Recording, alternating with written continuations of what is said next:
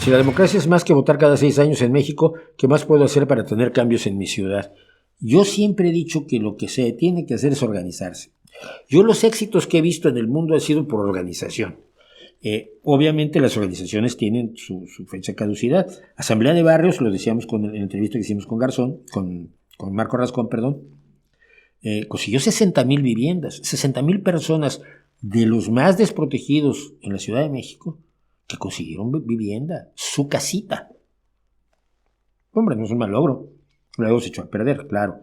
El Barzón, que defendió brutalmente a las personas de las deudas que les cayeron encima cuando el hombrecillo Zedillo destrozó la economía del país con su ineptitud, sí, con todos los problemas que había dejado Salinas, pero potenciados por la absoluta ineptitud del hombrecillo Zedillo, el Barzón hizo un trabajo importantísimo con asesorías psicológicas, con asesorías legales, con información. Yo le estuve dando clases en el Barzón a la gente para hacer mejor, clases de comunicación y de periodismo, para hacer mejor sus boletines, para comunicarse con la gente, que lo había perdido todo con el desastre económico de 1994.